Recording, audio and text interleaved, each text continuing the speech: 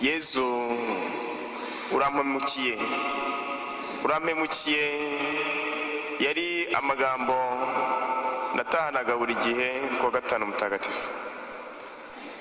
Ndi umwana muto nishimiraga kumva ivanjiri nk'iyi ngiyi, aho ntabashoboraga gukoza n'urutoki kuri Yesu, ariko byagera kuwa gatanu mutagatifu ngataha mbabaye cyane mvuga nti Yesu urampemukiye.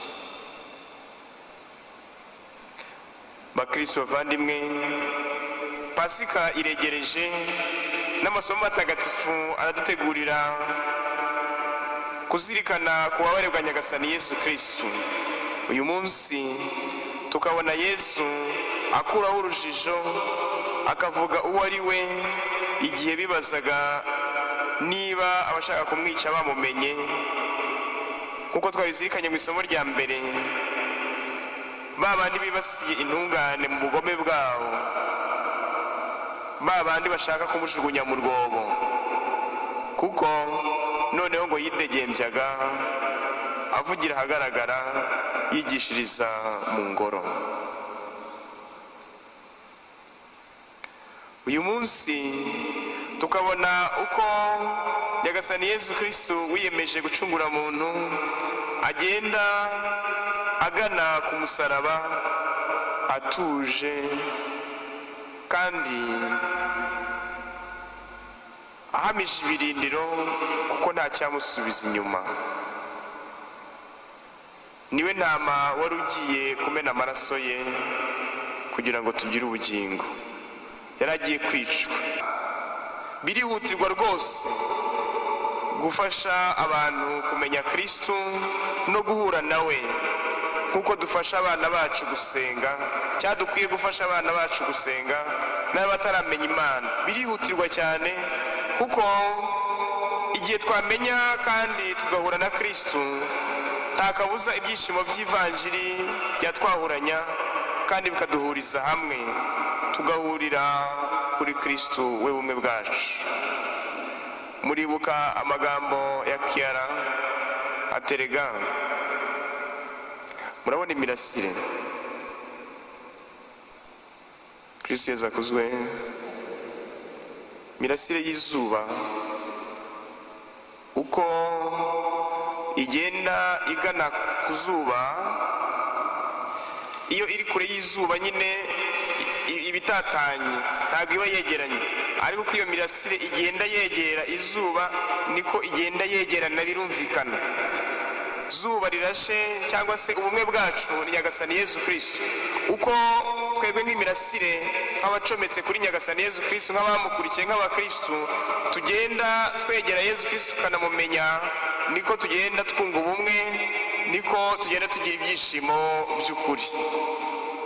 Abangaba rero batari basobanukiwe na Yesu Kristo bamwibazaho rwose, bari batatanye kandi bagashaka no kumwivugana.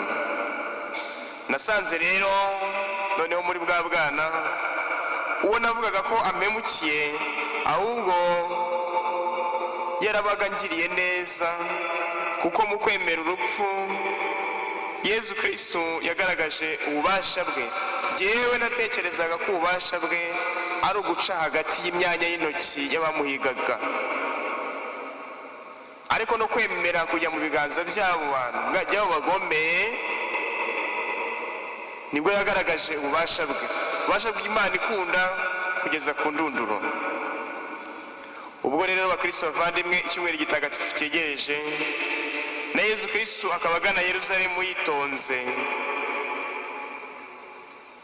nyamara abantu bamushakaga ntibagire n'umwe umukozaho urutoki. Muri kwa kwitonda kwe akagenda agana umusaraba, uruhanga rwe yarukomeje nk'ibuye. Twebwe abakristo dutangiye kwa kwezi kuremereye, iyo tumurangamire kandi tumenye ko muri bwa bubabare bwe ariho tuvoma imbaraga, tuganakunda kugeza ku ndunduro.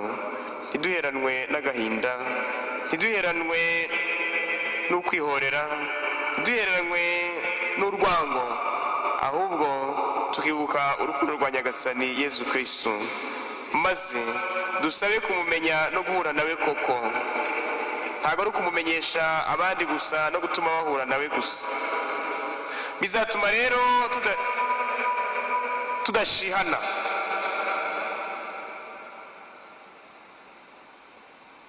maze buri murasire ugende wegera undi, kuko twese turi guhuzwa na Kristo.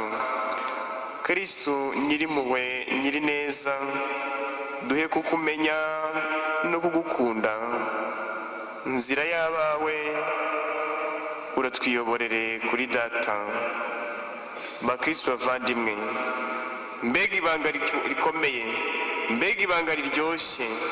Yezu Kristo ni wa wundi watumwe n'Imana, n'umwe nayo, niwe mwiza rwose, niwe kuri kwacu, niwe rukundo n'impuhwe gusa gusa. Magukumenya no kugukunda, magukumenya no kukumenyesha abandi, maze mpere kuba turahura uyu munsi. Mu kanya gisohoka muri gitambo cy'Ukaristiya, mpere kuba tubana mu rugo, mpere kuba twigana, mpere kuba duhurira mu kazi ngiyemo.